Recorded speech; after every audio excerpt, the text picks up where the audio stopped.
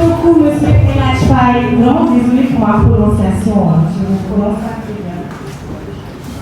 Ok, maintenant, le troisième intervenant, il va nous parler du trading des crypto-monnaies et le trading forex. Un peu la différence entre les deux. Accueillons monsieur Youssouf Diaby.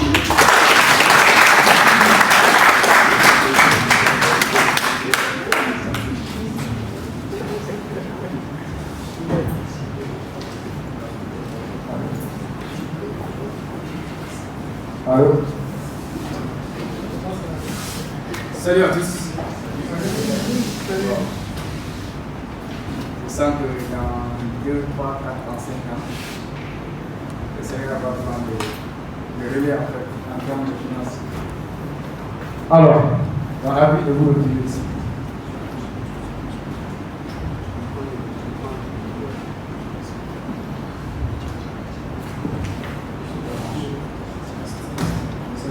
Alors, Dieu donne à sauver ma salle, et là j'ai voulu déranger, parce que moi je vais rentrer, je vais déranger encore plus.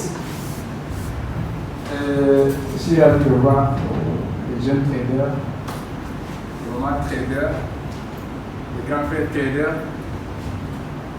Et c'est dit aujourd'hui que nous allons partager notre expérience. En tout cas, ça me fait plaisir. Donc, beaucoup me connaissent déjà, malgré que je me présente. Mon nom c'est Youssouf Diaby. Alors, l'idée de cette journée, pour la première fois, pour la première édition, Journée nationale du trading, c'est pour valoriser le métier du trading. Parce que tellement sur les réseaux sociaux, les gens parlent de trading. Donc, ça a empli le cerveau des gens en fait. Donc, tout le monde voulait se lancer coûte que coûte sans savoir vraiment ce qui se passe sur le marché. Alors, je suis investisseur, crypto-investisseur déjà. Donc, je suis un trader indépendant, fait pour mon propre compte. Vous avez un portefeuille de prix. Je suis auteur d'un livre intitulé L'esprit de crypto-millionnaire. La première fois quand j'ai touché les premiers millions grâce à la crypto-monnaie, ça m'a donné l'idée de créer un livre, de partager comment j'ai procédé jusqu'à atteindre tous les premiers millions grâce à la crypto-monnaie. Et comment devenir un trader sur le marché de crypto-monnaie, spécialement avant que je me lance sur le forex aussi. Donc, le livre, je l'ai écrit en 2022, étant donné que j'ai commencé le trading vers les années 2019-2020. C'est en 2020 que j'ai rencontré Raj, on s'est connu sur Instagram, il m'a écrit, on a changé de numéro. Comme dit Napoléon Hill, si vous avez quelque chose en commun, vous vous rencontrez, ça c'est sûr. Et quelques mois plus tard, on s'est croisé dans une salle de formation. Là, j'ai rencontré mon chef, Abib aussi, qui aujourd'hui fait partie des belles communautés de traders. Dieu donnait la vie tout à l'heure que quand on trade, quand on est trader indépendant, qu'on est seul dans notre monde, moi je vis seul, en face de ma machine, parfois je rencontrais des choses vraiment qui m'ont fait mal, je fais retour à vie. Et là, mon mentor, où j'appelle, parce que c'est pas facile, c'est un métier. Il y a l'argent dedans, mais le cœur, parfois, il y a plus d'émotion en fait. Parce que c'est toi contre toi. Tu n'as pas à donner de compte à qui que ce soit. Alors, je suis le CEO de Eagle Trading Academy. Donc, l'académie qui est sur le point de mettre sur place, on va structurer ça avant tout pour moi. Dans le but de encadrer, accompagner les jeunes à pouvoir bien s'initier sur les marchés financiers, que ce soit le marché des services, que ce soit le marché des crypto-monnaies, que ce soit le marché du forex. Les gens ont besoin d'informations et de formation, de pratique pour pouvoir s'aventurer. Parce que c'est comme l'a dit l'auteur toujours Napoléon, que le succès, ce n'est pas une destination, mais c'est un voyage en fait. Donc le trading pour moi, ce n'est pas quelque chose que je vais faire pour 1 an, 2 ans. Pour moi, c'est ma carrière qui est dedans. C'est toute une vie, c'est mon histoire qui sera dedans. Comme si je suis pris dans cette vie-là, quand on me voit, on dit que je suis un trader, même après la mort, que les gens sentent ma présence dans cette vie-là, grâce au métier du trading. Donc je tiens cette pardon, et je tiens cette flambeau à cœur. Donc je suis le promoteur de Crypto Leader, une chaîne YouTube où je partage mes connaissances, je partage mes informations, des contenus concrètes qui orientent les gens vers le meilleur trading. Donc, je suis le fondateur du leader du 21e siècle. Donc, cette concept a été créé depuis 2019. Avant, j'étais coach en développement personnel. Donc, je motive les gens, je fais la programmation mentale en fait, parce que la réussite c'est un état d'esprit. Donc, je fais le coaching de mindset pour accompagner les gens à se préparer. Ça fait quand même dans le livre de l'esprit de l'équipe de la première partie du développement personnel. Comment préparer sa réussite? Parce que la réussite, les gens pensent qu'il va avoir beaucoup d'argent, donc être célèbre, mais tout ça, il y a une préparation mentale préalable. Donc tant que le sommet n'est pas bien défini, vous ne serez jamais riche ou même vous n'allez jamais atteindre le succès. D'accord? Alors, bon, comme les gens aiment le partage d'histoire, parce que quand je viens du cycle de l'aujourd'hui, beaucoup ne vous connaissent pas en fait. Donc, on a quitté pour arriver ici, donc il faut que les gens fassent le briefing de ça. Ça, c'est dans une chambre d'étudiants. Donc, ça, c'était en 2017. D'accord? Donc, c'était en 2017, quand j'étais étudiant. Cette nuit-là, je me souviens, j'ai même pas mangé, c'est Rachid qui a apporté comme ça. Donc, pour dire qu'on a galéré,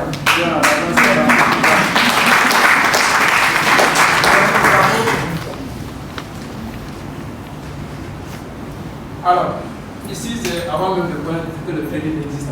Je faisais marchand ambulant.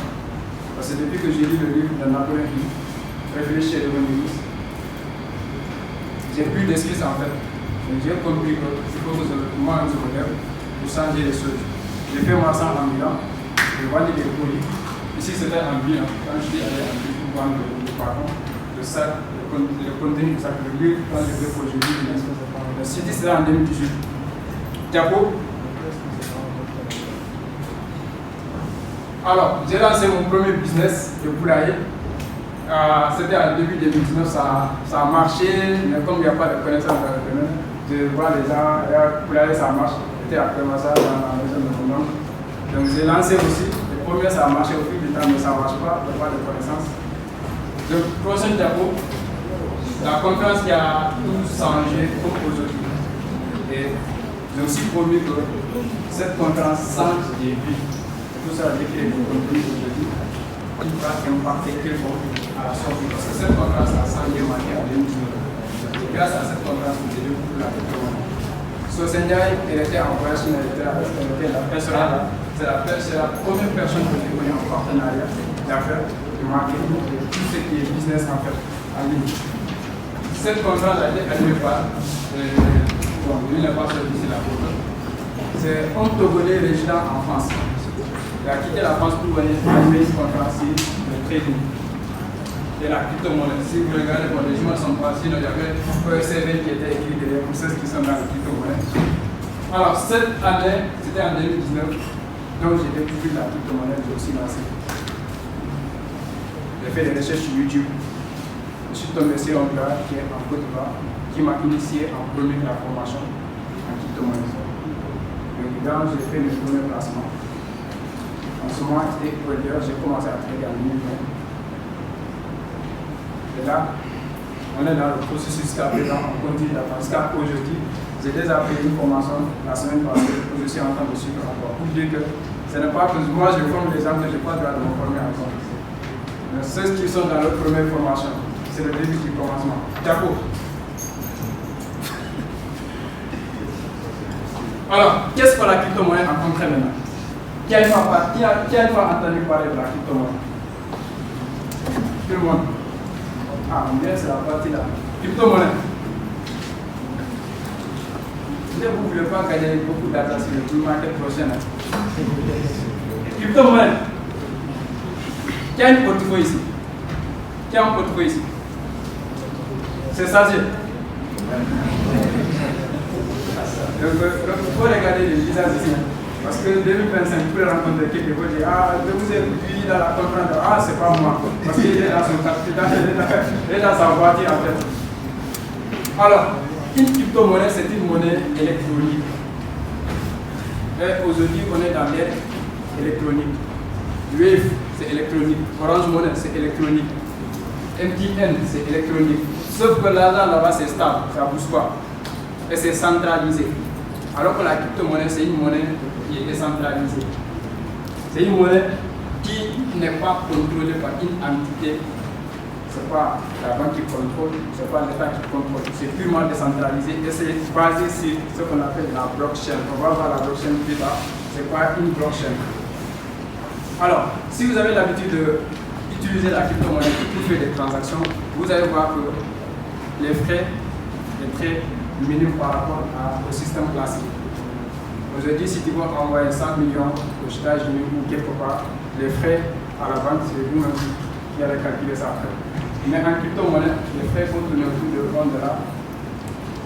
Si c'est finance, même si c'est dans les réseaux RCB, ça peut être $13, mais tous les autres réseaux, c'est $1. Et si la personne qui va recevoir connaît qui paye ses finances, il faut envoyer sans payer frais, quelle que soit la quantité d'argent. C'est pas un atout. C'est pas un atout. Maintenant, l'inconvénient est qu'on va voir aussi, ça prend peut-être beaucoup d'argent si vous voulez notre histoire. Alors, d'abord, définition c'est bon, c'est une monnaie électronique, c'est décentralisé, il n'y a pas de contrôle. Alors, l'histoire de Bitcoin. Parce que quand on parle de crypto-monnaie, moi je fais référence au Bitcoin. Étant donné, sans Bitcoin, on ne va pas parler de crypto-monnaie. Donc, quand on va parler de crypto-monnaie, il faut qu'on parle de Bitcoin d'abord. Mais après, dans les formations ou dans les crypto, il y a 26 000 cryptos qu'on va vous présenter sur des plateformes de CoinMarketCap, mais ce n'est pas tout ce qu'on va prendre. Pour ça, l'étude des projets, ça sera utile à ce niveau. Alors, l'histoire de Bitcoin a démarré en 2008. Et cette année, j'espère que ça va faire réfléchir sur un événement qui s'est passé dans le monde de l'économie. Il y avait la crise de subprime qui s'est passée en 2008. Et ce qui a causé la création, ou même grâce à ça, parce que si c'est avantageux pour nous, on peut dire grâce à ça que le Bitcoin a vu le jour. Et quand il a été créé, c'était une équipe où on peut dire, c'est pas si on va avoir une personne ou des entités de personnes qui ont constitué un nom, appelé Satoshi Nakamoto, qui ont eu l'idée de lancer le projet de Bitcoin, étant donné électronique paiement. Bon, en anglais encore, je vais dire ça en français, c'est une monnaie qu'ils ont créée pour pouvoir effectuer des paiements électroniques. C'était ça dans ce livre plan. Donc quand ils ont créé la monnaie, à cette époque-là, qu'est-ce qui s'est passé? Les gens niaient, les gens le minimisaient parce que les gens se disent que bon, ça ne va pas marcher, il y avait eu le but. En 2009, la première transaction a été faite le 3 janvier. C'est pas le 3 janvier, oui. Première transaction, il y a un développeur qui a échangé 10 000 bitcoins, 2 pizzas. Lui, le pizza, vous allez c'est comme vous les mangez de fast-food. 4500. Donc, le but de 4500, ça fait 9 000. Donc, imagine aujourd'hui 10 000 pièces de bitcoin, ça donne combien? En dollars. Non, en dollars, ouais, on dit ça en dollars. Parce que si on dit ça en français, ça va cramer les cerveaux. 300 millions de dollars. Donc, en 2009, tu dépenses 9 000 sur quelque chose qui se plie et tout se stable. Et la chose que tu as donnée en échange aujourd'hui valent 300 millions de dollars. On n'a pas encore converti en francs CFA. Là, essayez de vous nommer, parce que si moi je parlais en français, par rapport au cas de cette personne, il y a des cerveaux qui ne sont pas adaptés à l'argent. Donc, imaginons, et si c'est le même franc CFA, en 2009, ça reste là le même. Donc, vous voyez la différence que de l'autre côté, le bitcoin prend de la valeur. Tandis que de l'autre côté, les actifs ou certains produits restent ou même perdent de la valeur avec le temps. Parce qu'en ce moment, si tu avais 1 million de francs CFA sur ton compte bancaire, en 2009, ce que ça peut acheter aujourd'hui, ça peut pas acheter. J'ai fait cet exercice lors d'un séminaire avec une maman. Je dis en 2009, comme c'est vous qui connaissez les dépenses que vous faites à la rue, des sacs de riz, ça coûtait combien? Il y a certains qui m'ont dit 7 000, 9 000, quelque chose comme ça. Et en ce moment, avec 1 million de francs CFA, on peut avoir au moins 100 et quelques sacs de riz. Mais aujourd'hui, avec 1 million de francs CFA, on ne peut pas avoir ça. Mais ce qui veut dire que l'argent est en train de perdre, de la valeur, tandis que les coûts de la vie sont en train d'augmenter. Et qu'est-ce qui fait que Bitcoin prend de la valeur avec le temps? On va voir la fameuse histoire de Bitcoin. D'accord.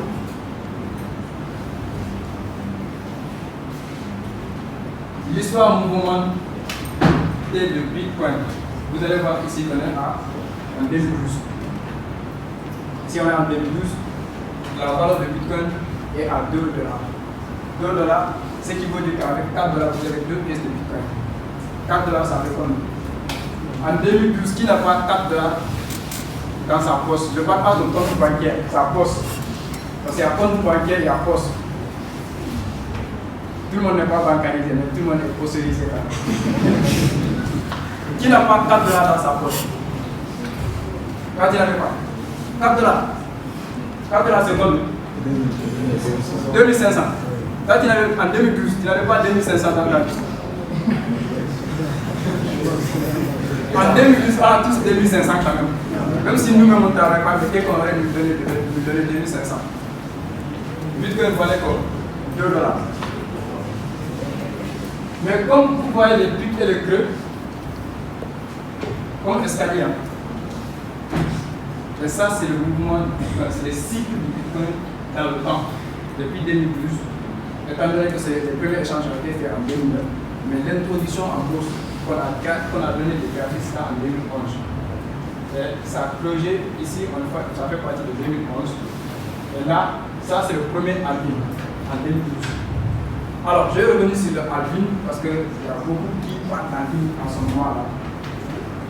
Je dis, 2025, 2026, serait ça, je vais faire ça. Parce qu'ils s'attendaient à un mouvement qui arrive comme ça. Le halving, c'est la division des récompenses des mineurs. Qu'est-ce qu'un mineur d'abord? Un mineur, c'est quelqu'un qui extrait le Bitcoin afin de le mettre sur le marché. Aujourd'hui, l'or, on produit de l'or, on extrait de l'or. Mais sauf que ici, ça se passe sur la blockchain. En fait, il y a des mineurs, c'est automatisé. Si c'est la finance classique ou traditionnelle, on dit la production des billets en banque. On va créer des billets, mais là-bas, il n'y a pas de limite en fait. Le gouvernement pour imprimer des billets et ça va créer l'inflation. Et Bitcoin, quand il est introduit sur la blockchain, il est devenu avec 21 millions de pièces, ce qui veut dire qu'il y aura plus de 21 millions de pièces sur le marché de Bitcoin. Donc, quel que soit ce qui va se passer, le plafond c'est 21 millions. Donc aujourd'hui, nous avons 19 millions sur le marché, 19 millions et quelques, presque 20 millions. Mais ce qui reste, c'est 1 million et quelques qui ne sont pas encore extraits. Donc chaque 4 ans, chaque transaction qui se fait, on va extraire ces bitcoins dans les 21 millions pour les introduire sur le marché. Et cette extraction qu'on appelle le minage. Donc les mineurs, eux, ils vont, à chaque transaction, ils vont créer des blocs. Et la notion du blockchain va venir. Ils vont créer des blocs. Dans ces blocs, maintenant, ils vont enregistrer les transactions.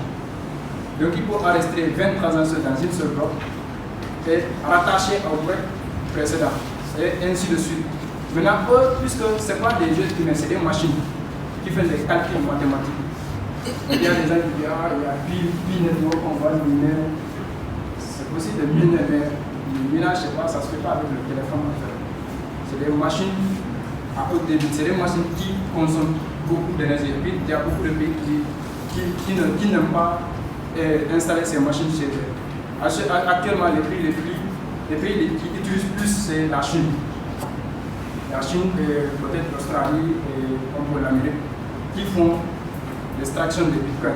Et les mineurs qui font ça, eux, ils sont payés par les nombres de pièces de Bitcoin. Au début, c'était 25 pièces par minage, par création de blocs. Donc quand le premier halving a été arrivé, on a divisé ça par 2. Ce qui veut dire que quand tu me récompenses 25 pièces et que tu veux diviser par 2, il va falloir que quelque chose se produise pour que je reste motivé à encore extraire le Bitcoin. Et qu'est-ce qui va se passer? Puisque j'ai divisé la récompense, je dois faire pour que cette récompense prenne de la valeur en fait. Et ce qui crée le halving. Quand on dit half, c'est la moitié. Donc halving, Donc vous-même, vous pouvez définir ça, je ne suis pas prof en anglais. Donc, premier halving, on reste dans le diapo. Premier halving, c'est en 2012. Donc, on a divisé les recours de 25 fois 2, ça donne plus de 5. Donc, ils ne seront plus payés à 25 pièces de Bitcoin, mais à 12,5. Et qu'est-ce qui s'est passé? En 2013, décembre, justement, le Bitcoin a atteint la base de 1000 $. De 2 $ en 2012 à 1000 $ en 2013. Dis-moi, dans quel secteur tu peux investir 25? Bon, je ne veux pas dire 2500. 2500 par c'est combien? Hein? 2500 par divisé par 9 mois. C'est 250. Donc, un investissement de 1250 t'apporte 500 000. Parce que si on dit 1000 $, supposons que le dollar est à 500. En 2 ans, donne-moi un secteur auquel on peut investir 1250. En 2 ans, ça nous rapporte 500 000.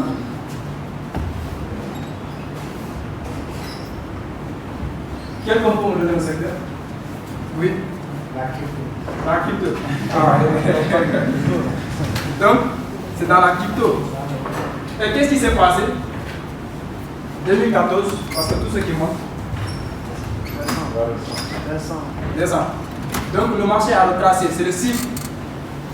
Tout cycle qui monte, il y a le temps de descendre. Donc, en 2014, le Bitcoin a quitté de 1000 $ à 153 $. Donc, imagine que tu as investi 1000 $. En un an, ton portefeuille a quitté de 1000 $. À 153 $. Imagine que tu dépends de cette portefeuille-là. Tu vas lui dire. Donc, pour vous dire, de toute façon, c'est rapide de te faire de l'argent. C'est la même façon que c'est rapide de te cramer toi-même. Parce que du moment où tu ne comprends pas les cycles, tu vas investir au mauvais moment. Et ce qui se passe, beaucoup se laissent influencer par tout ce qui se dit dans les réseaux sociaux. Dès qu'il te va faire attendre, dès qu'il te va. Alors que toi, investisseur, d'abord, tu ne connais même pas les cycles du marché. Et toi, tu vas investir en espérant devenir millionnaire. Vous voyez? Donc, qu'est-ce qui s'est passé encore? 2015, on a accumulé. Bon, c'est des termes très bien. Accumulation, c'est le fait d'accumuler beaucoup de liquidités. Quand on parle de liquidité, c'est de l'argent.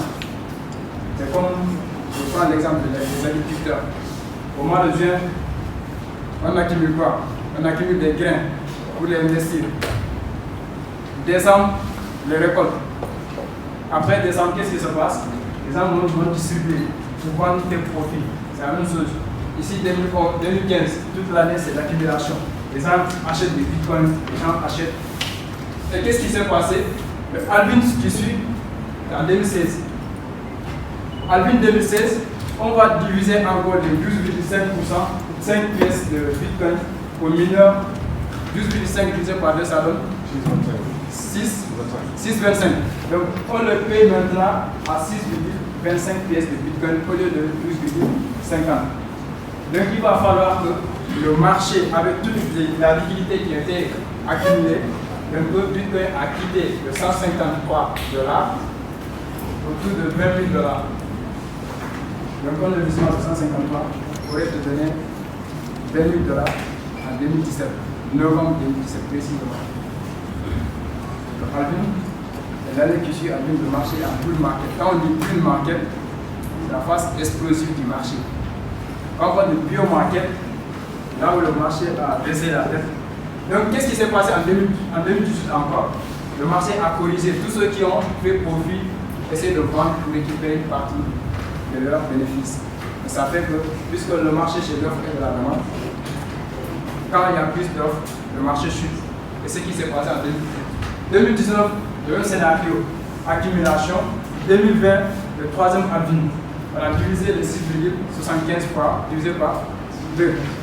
Donc aujourd'hui, à partir de 2020, ils sont payés par 3,60. 3, combien? Donc pour les mathématiciens. Quand on passe 6,25 divisé par 2, 125. Voilà. Donc là, à partir de le halving de 2020, c'est là que beaucoup ont connu la crypto-monnaie, après le halving. Parce qu'ils ont entendu tellement de rumeurs, telle personne, j'en fais partie de ces bénéficiaires. où c'est à partir de 2020 vraiment qu'on a touché l'argent. À partir de 2020, c'est là-bas qu'on a touché le million. Et pour vous dire, en ce moment, j'avais acheté des cryptos. J'ai rempli mon portefeuille. J'ai commencé à trader, mais c'était pas trop comme aujourd'hui. Aujourd'hui, j'ai fait plus de 3 marchés, les synthétiques, les forex et les crypto-monnaies. C'est pour vous dire que c'est une formation continue que je fais jusqu'à présent. En 2020, 2021, il y en a ceux qui sont arrivés à ce niveau. Parce que nous, on n'a pas assisté à tout ça. Tout ça, là, on manquait d'informations. Je viens ici, là.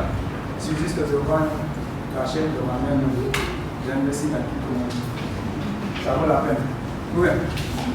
Tu vends une chaîne, même si c'est 25 000 francs, tu mets dans la crypto-monnaie. Aujourd'hui, peut-être que je serai là pour le reste. Mais quand même, c'est pas regrettable parce que grâce à ça qu'on a connu ça. C'est l'historique de ça. On a connu, on a assisté à ça. Et là, on est en train d'assister à ça. Aujourd'hui, vous êtes là. J'espère que vous ferez partie des personnes qui vont parler de ça. C'est-à-dire que cet mouvement qui sera là dans 2 ans. Le mouvement haussière prochaine, le Bitcoin. Donc actuellement, nous sommes en phase d'accumulation. Depuis novembre, la phase de baisse a été faite en 2021. Novembre 2021 à 2022, le marché est baissière. Et tous ceux qui ont acheté cette crypto, vous allez voir que votre crypto ont perdu de la valeur. Mais vous avez toujours vos actifs dans votre portefeuille parce que vous êtes des investisseurs. Les spéculateurs ont profité de spéculer à la baisse encore pour gagner de l'argent. Tandis que les investisseurs sont en patience. Parce que dans l'investissement en crypto-monnaie, c'est la patience. Parce que quand tu dis quelqu'un de patienter 2 ans pour récolter, on va se dire que 2 ans c'est long. Mais il y a des gens qui ont vécu 10 ans dans la pauvreté, ça n'a rien, ça ne peut pas, 10 ans c'est petit. Mais dire à quelqu'un investir en un temps, dans 2 ans ça prend changer quelque chose encore, tu vas dire que c'est long. Et préférer rester dans la pauvreté pendant 10 ans. Ça lui fait rien. C'est chronique peut-être pour certains. Alors ici, on est en train de préparer cette phase. Donc, d'abord, si vous avez compris le cycle de Bitcoin, vous pouvez investir très bien, chaque 4 ans. Donc, ce qui veut dire que, s'il te plaît, reviens sur Diabo que je te fais un briefing pour que vous compreniez le cycle. Afin que quand vous sortez ici, même sans formation, vous pouvez investir sur le Bitcoin ou sur les cryptos qui suivent le mouvement de Bitcoin. 2 ans après le halving, c'est l'année de halving, c'est l'année qui suit que le marché fait le plus market. Donc l'année qui suit, le marché va suivre. C'est-à-dire que 2012-2013, on a assisté à une phase haussière. 2014, on a assisté à une phase baissière. 2015, on a accumulé. 2016-2017, on a assisté à une phase haussière. 2018, on a corrigé, c'est-à-dire que le marché a chuté. Jusqu'à 2019, on a accumulé. Parce que la messe là, est venue prendre de la liquidité encore. 2020-2021, on a assisté à une phase haussière. 2022, toute l'année 2022, j'espère que beaucoup quand même ont des portefeuilles à ce moment-là. Donc il y en a certains qui ont acheté ici, qui ont acheté ici, encore acheté ici. Achetez quand même. Quand c'est pas là, tandis que tout le monde a peur d'acheter. Voilà, vous faites, c'est ça son secret dans les bouches. Donc quand tout le monde a peur d'acheter une action, c'est à ce moment qu'il achète. Et quand tout le monde fait des bruits, des cibles, de tout, c'est à ce moment qu'il va vendre. Parce qu'il y aura la demande qui est là. Et la masse, là où la masse est, il n'y aura pas de profit. Donc, en ce moment actuellement, les gens sont en train d'acheter des actifs pour préparer le prochain bull market. Donc, comprenez le cycle ainsi. Donc, ce qui veut dire que 2024-2025, on va citer au plus vite. 2026, c'est la chute. Si tu arrives en 2025-2026, là, tu n'achètes pas. Attends que ça chute encore. C'est bon? On est OK. D'accord. On va passer à la blockchain maintenant. Parce qu'on ne peut pas parler de crypto-monnaie sans parler de blockchain. C'est comme parler de l'argent sans parler de la banque. C'est pas possible. Aujourd'hui, s'il n'y a pas de banque, l'argent circule entre les gens comme ça. Vous voyez qu'il n'y a pas d'argent. Et ici, on va parler de blockchain. Alors, qu'est-ce que la blockchain?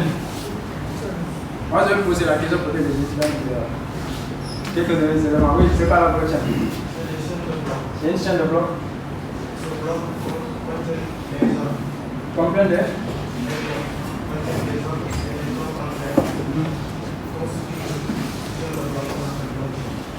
Parfait. Alors, une blockchain, ce sont des chaînes de blocs. Dans ces blocs, il y a des transactions qui sont enregistrées.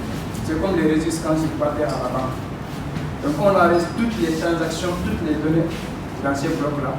Maintenant, la différence entre la blockchain et je sais que la blockchain est transparente, tout le monde peut vérifier. Aujourd'hui, on peut vérifier les transactions qui ont été effectuées dans la chaîne, dans la journée sur la blockchain de Bitcoin. Tout le monde peut vérifier. Maintenant, il y a l'anonymat qui est là pour ne pas savoir qui a transféré quoi et qui a transféré ce montant-là. Qui a fait cette transaction-là. C'est ce qu'on appelle l'anonymat.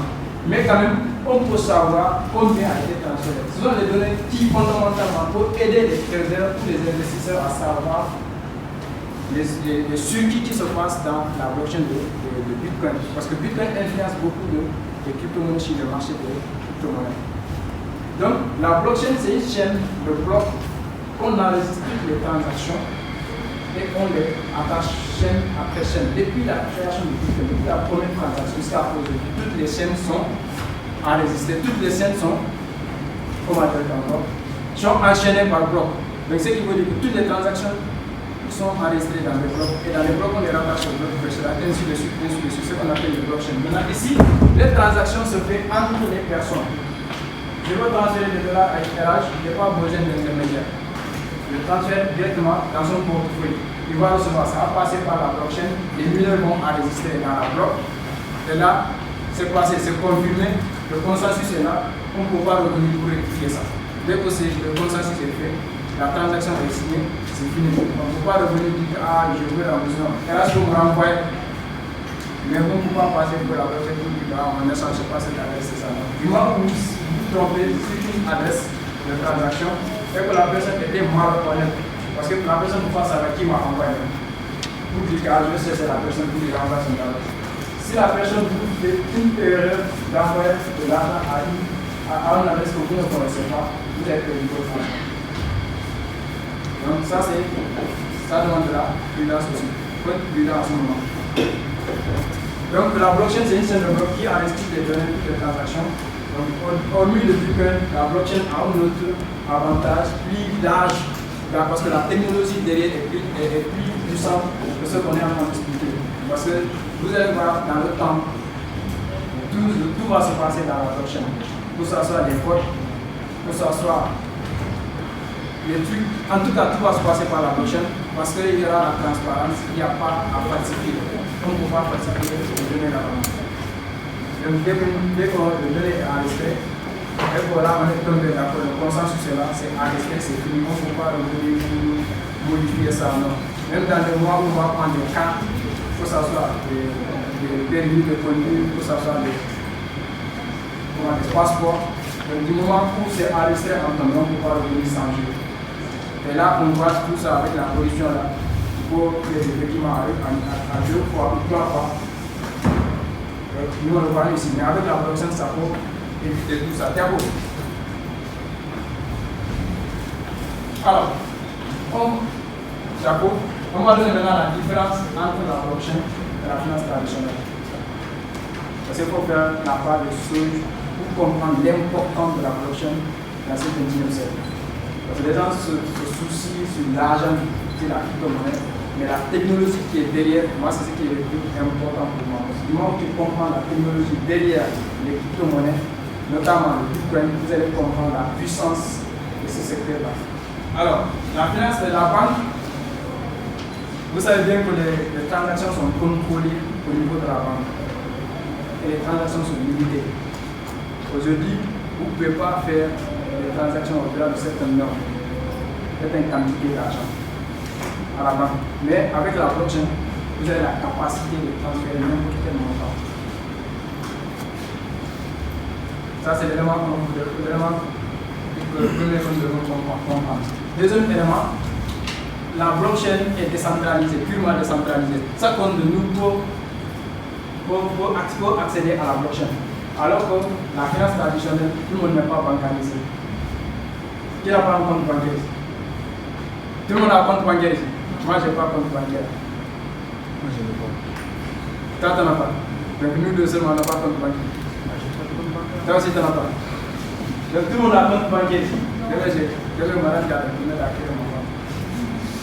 Alors, la blockchain est accessible à tout le monde. Tout ce qu'on peut faire avec les banques, on peut le faire avec la blockchain, notamment les prêts et les emprunts. Mais aujourd'hui, quand tu pars à la banque pour faire des prêts, il faut attacher la ceinture. Pas ce genre de ceinture. Mais il faut attacher la ceinture pour avoir confiance en toi à te prêter de l'argent. Mais à la blockchain, il suffit juste d'avoir un capital de garantie. J'ai acheté mes bitcoins pour le halving. Je n'ai pas besoin de ça. Je n'ai pas voulu acheter ou vendre ça. Je peux aller confier. Donc, je peux aller emprunter ou même confier ça comme garantie et prêter 1 000 $ en équivalent. C'est-à-dire, si j'ai 1 000 $ sur le bitcoin, je peux aller mettre ça comme garantie pour avoir des prêts, ce qu'on appelle le lending et le borrowing. Donc pour avoir des prêts afin de pouvoir aller trader, soit utiliser cet argent pour faire des business. Et au moment où les bitcoins sont, quand le bitcoin maintenant prend de la valeur, ça sera avantage à mon niveau. Parce que moi, je vais venir rembourser, on va me rembourser les bitcoins avec sa valeur. Mais quand ça perd de la valeur, ce n'est pas la valeur qui importe aussi. Parce que du moment où la quantité de bitcoin est avec eux, c'est bon. Donc ça, on peut le faire. C'est accessible à tout le monde. Il n'y a pas besoin de savoir qui a 18 ans, quelque chose qui a de bien, est-ce que tu as des voitures? Non. On te dit qu'il y a besoin de 1 000 $. On active une crypto-monnaie qui a la même valeur en ce moment. Au moment où tu vas faire le prêt, et ça passe. Donc, ça c'est la différence. On va aller un peu plus vite. Le temps. Alors, les différentes stratégies de gagner de l'argent. Rapidement, je vais vous dire ça. Il y a le airdrop. Airdrop, c'est pas ce qu'on porte pour les finances. Ici, airdrop, ce sont des distributions gratuites des pièces. Parce que chaque société a sa manière de faire du marketing pour se faire voir. Donc, il y a des entreprises qui, quand ils créent leur crypto-monnaie, ils ont besoin de la visibilité d'abord.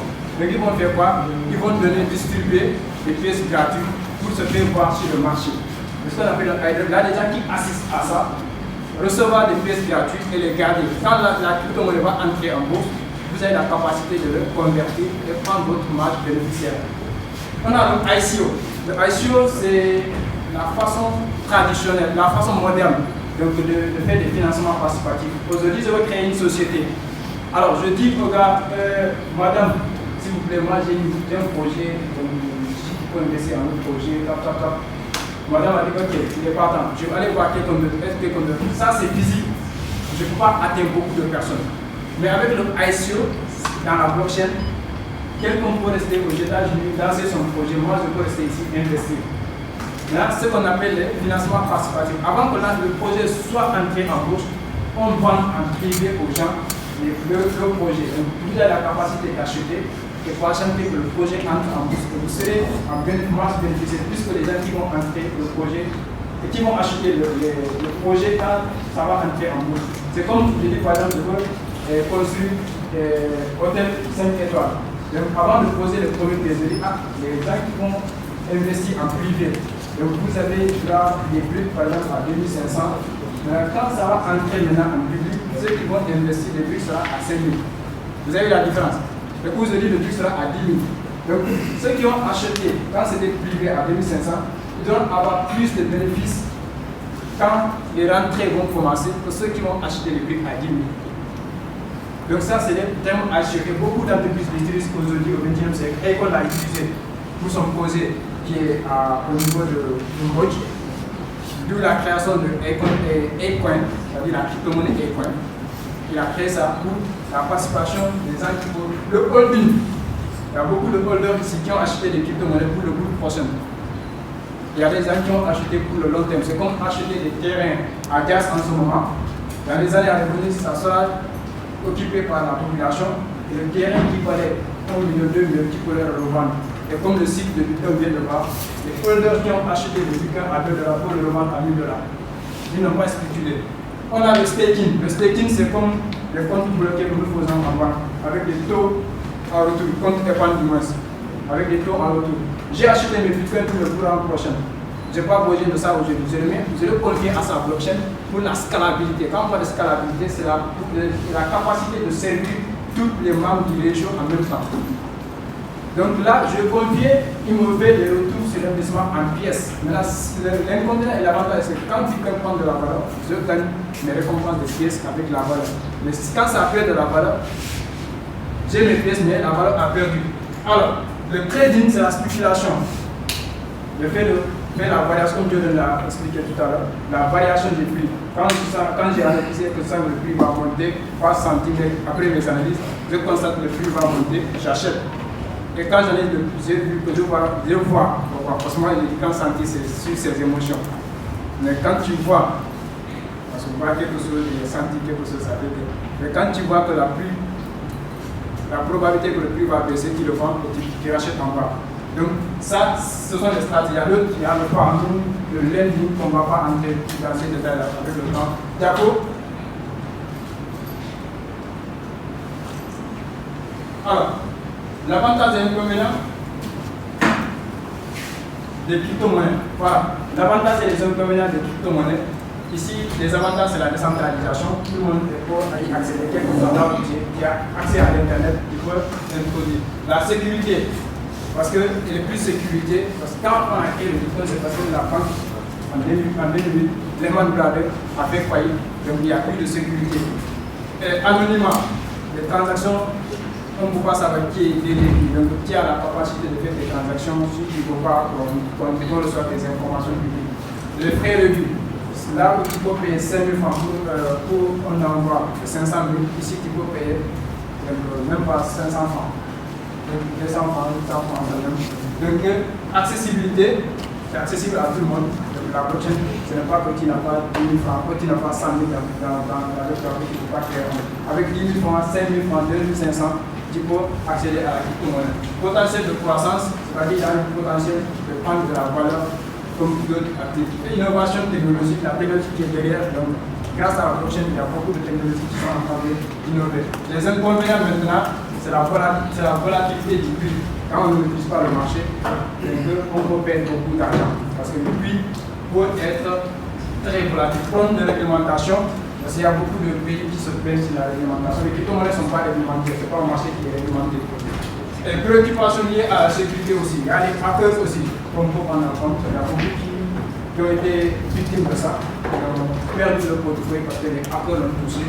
Et utilisation illégale aussi, il y a des gens qui l'utilisent illégalement. Parce que du moment qu'on ne connaît pas qui est derrière les transactions, tu peux utiliser la blockchain ou le Bitcoin étant donné de façon illégale. Adoption limitée, bon, c'est limité on peut, parce que les gens, c'est méconnu dans le monde des affaires en fait. Donc la crypto-monnaie on peut limiter. Impact environnemental, ça c'est dû à l'extraction du Bitcoin. Parce que dans certains pays, ils n'acceptent pas comme installer des machines à miner parce que ça consomme beaucoup d'énergie. Donc ça fait partie des inconvénients. Alors, on va parler un peu des DEX et des SEC. Parce qu'il y a beaucoup qui utilisaient Binance, L-Bank, il y a d'autres qui utilisaient Pulse Wallet et Metamask. Donc, je vais expliquer la différence entre L-Bank, Binance, c'est comme la banque traditionnelle. Parce que c'est contrôlé par une entité de personnes. Ça fait que la faillite des FTX a fait que beaucoup de personnes ont perdu leur argent. Parce que cette plateforme a été, contrôlée par une entité de personnes. Donc, les SEC, ce sont les central exchange et les DEX, ce sont les décentrales exchange. Ce sont les échangeurs décentralisés, comme Uniswap, comme SushiSwap. Donc, les exchanges où ce n'est pas quelqu'un qui te contrôle en fait. Donc, il y a la liberté de s'engager et de stocker dans les applications décentralisées. Mais si tu es stock sur Binance, vous allez voir que Binance, quand vous avez vos vérifications, dès que vous créez un compte, on vous dit d'abord, avant de déposer, il faut faire la vérification. Il faut qu'on vous connaisse qui vous êtes, donc il n'y a plus d'anonymat. Du moment où on connaît qui détient ce portefeuille, il ne faut pas faire des transactions illégales. Bon, nous, on ne sait pas dans ce domaine. Mais juste pour dire la différence qu'on faut. Donc, ce qui veut dire que là-bas, c'est centralisé, de l'autre côté, c'est décentralisé. D'accord? Alors, les trois choses que vous devez maîtriser pour sortir vainqueur dans le marché financier, que ce soit la crypto-monnaie, que ce soit le forex, que ce soit les élites, c'est l'analyse psychologique. Vous avez souvent entendu parler de la psychologie représente 80% sur les marchés financiers. Parce que du moment où vous ne traitez pas avec une personne physique, Du moment où vous ne savez pas à qui vous avez affaire, en fait, le marché est libre. Donc le prix bouge. Mais on ne sait pas qu'est-ce qui fait bouger. Dans l'analyse technique, comme vous voyez les chandeliers se former, on peut détecter quel date ça représente ça. Mais le sentiment derrière, qui est la prise de décision, au moment où on va prendre une décision, en ce moment, c'est la psychologie. Donc vous devez avoir faire l'analyse psychologique de vous-même, du sentiment du marché et l'analyse fondamentale, tout aspect qui peut influencer le prix de la vie, que ce soit le domaine de l'économie mondiale, que ce soit même. Parce que si aujourd'hui la fête décide de dire on va vendre des crypto-monnaies, vous allez voir que ça va jouer sur les sentiments des investisseurs. Il y en a certains qui vont avoir peur de vendre, et si la masse vend, vous allez voir que le prix va couler.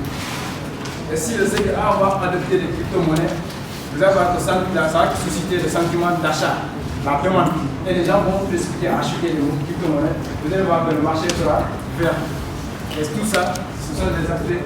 Donc, on a l'analyse technique, c'est l'analyse graphique. Le graphique, je devais vous avoir montré tout à l'heure le chandelier. Je vais vous montrer avec le site de Bitcoin, les chandeliers. Vous allez voir que les chandeliers, il y a des cloches, des messes, ainsi de suite. Tout ça, les graphiques, nous promettent l'historique de ces actifs en fait. Donc, nous devons étudier chaque budget qui représente quelque chose sur le marché. Et la notion des chandeliers vient depuis des années 1400 là. Quand un japonais, selon la version, quand un japonais voulait exprimer le prix du maïs dans la journée, il a créé les chandeliers pour pouvoir communiquer ça. Et aujourd'hui, on a introduit sur le marché financier pour communiquer l'historique des prix des actifs. Donc, vous avez besoin de tous ces trois facteurs, vraiment, vous devez maîtriser ça.